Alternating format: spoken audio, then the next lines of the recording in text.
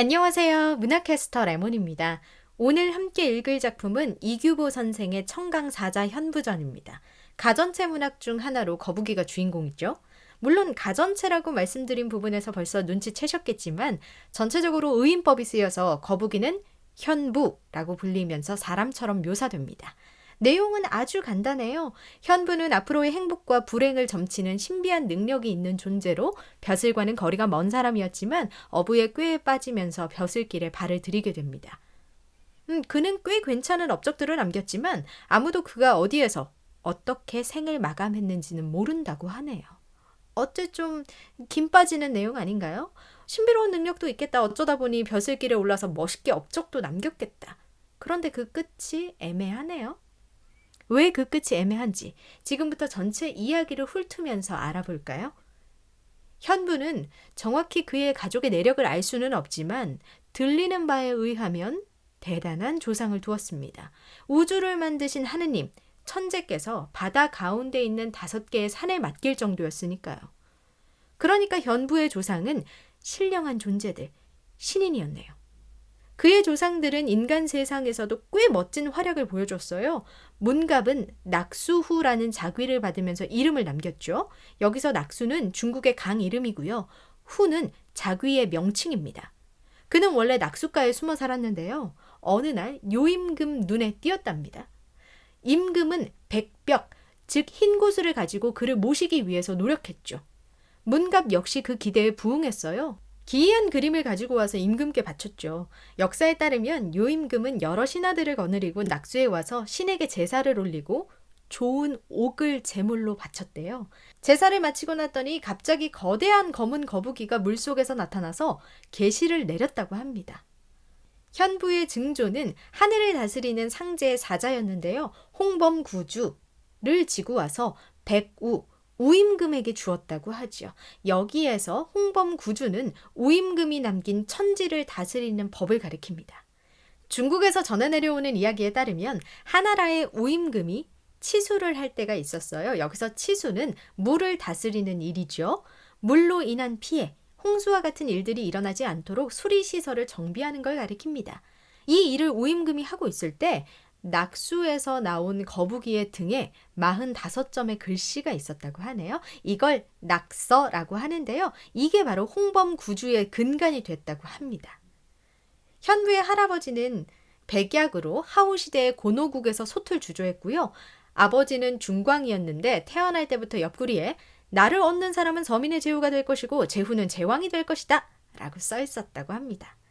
가전체는 이렇게 조상들 내력을 파헤칠 때 거기에 담긴 역사를 찾아보는 맛이 있어요. 대부분 중국 고대 역사 이야기라서 여러분들께 어렵고 생소할 테지만 압니다. 영화나 게임의 세계관을 만든다고 생각을 해보세요. 제가 정말 사랑했던 시리즈 게임 오브 스론에서도 역사의 흔적을 찾아볼 수가 있었는데요. 물론 이 드라마의 배경은 작가가 만들어낸 허구의 세계지만 램지의 끔찍한 고문법은 아시리아 제국 아슈르바니팔 고문법에서 역사를 찾을 수 있고요. 도트라키족은 몽골의 기마병에서 착안했다는 사실을 알 수가 있죠. 문학은 이렇게 조금만 더 깊게 공부하려고 하면 무섭게 분야를 확장하는 특성이 있어요. 역사, 철학에서부터 심리학, 심지어는 과학의 영역까지 쭉쭉 뻗어나가죠. 다시 청강사자 현부전으로 돌아와서 이렇게 대단한 조상을 가진 현부는 북두칠성의 7번째 별의 태몽을 가지고 태어납니다. 날 때부터 궁량, 즉 남의 잘못을 이해하는 마음이 넓었죠. 게다가 기륭화복을 점칠 줄도 알았고요. 실제로 거북이 등껍데기로 점치는 경우가 있었으니까 적절한 비유라고 할 수 있겠네요. 임금은 그의 재주를 탐내서 계속 벼슬에 오르라고 하지만 현부는 그 청을 모두 거절합니다. 그러다 딱 걸리고 말았죠. 송원왕 때에 예절하는 어부가 있었는데요. 그물로 현부를 떡하니 잡아버렸거든요. 현부가 자신은 벼슬을 원하지 않는다고 왕에게 말하기도 하고 왕도 그를 보내려고 했지만 왕을 모시고 있던 위평이라는 사람 때문에 그는 길고 긴 벼슬길에 오르게 됩니다. 물이 흐르는 것을 관장하는 수영승을 하다가 천문을 읽는 벼슬까지 하면서 모두의 인정을 받았지요. 왕은 그의 공을 인정하면서도 농담으로 이런 말을 했습니다. 당신은 기륭화복을 점치는 사람인데 어째서 예저의 술책에 빠져서 벼슬을 했는가? 여기에 답하는 현부의 말이 곧 이 글의 주제라고 할 수 있습니다. 밝은 눈에도 보이지 않는 것이 있고 지혜도 미치지 못하는 곳이 있습니다. 여기에 사신의 말까지 더하면 충분히 이해할 수 있죠. 성인이라도 어떤 징조가 일어나기 전에 예방하는 건 어려운 일이에요. 기륭화복을 점치는 주인공 현부도 자신의 앞날을 예측하지 못했죠. 심지어 공자도 고난을 겪었는걸요. 그러니 매사에 삼가지 않을 수 없다는 거죠. 여기서 삼가다의 의미는 말과 행동을 조심한다는 뜻이에요. 이제야 이 이야기의 결말을 제가 김 빠진다라고 한 이유를 아시겠어요? 사람이 기합이 바짝 들어가 있으면 에너지가 폭발하면서 추진력이 생기지만 적당한 곳에서 김을 빼지 않으면 부적절하게 폭발해버리거나 일을 그르칠 수 있답니다. 아무리 똑똑하고 위대한 자도 늘 말과 행동을 경계하는 것. 과거에만 적용되는 말은 아니네요. 이제 17일 남았죠. 지금 제가 살짝 김 빠지는 이야기를 해도 될까요? 여러분의 안전하고 행복한 수능을 위해서요.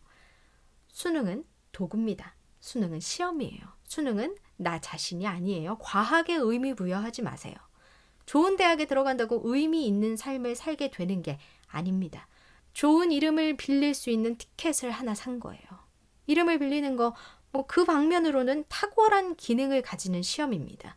대학의 이름이 있으면 회사의 이름을 빌리기가 쉽고 회사의 이름이 있으면 사회에서 지위라는 이름을 빌리기가 수월해집니다. 그 선택들이 나쁘다는 말이 아니에요. 그 이름들은 여러분 자신이 절대 아니라는 말을 하는 거예요. 맹목적으로 그 이름만을 위해 공부를 한다면 여러분의 이름은 한 번도 대학의 이름과 회사의 이름과 지위의 이름을 뛰어넘지 못할 겁니다. 나이가 들어서 그 모든 이름이 흐릿해질 무렵에 여러분의 존재도 흐릿해지겠죠. 그러니 가벼운 발걸음으로 배운 걸 확인하겠다는 마음으로 시험에 임하세요. 이거 아니면 안 돼! 와 같은 폭발물은 집어치워요. 이거 아니어도 되고요. 저거 아니어도 됩니다. 살아만 있으면 돼요. 언젠가는 나에게 맞는 무언가가 올 거예요. 어때요? 바짝 들어가 있던 기합, 김 좀 빠졌나요? 이제 그 상태로 열심히 16일 동안 공부하시면 됩니다. 이규보 선생의 청강사자 현부전 여기까지였고요. 지금까지 문학캐스터 레몬이었습니다.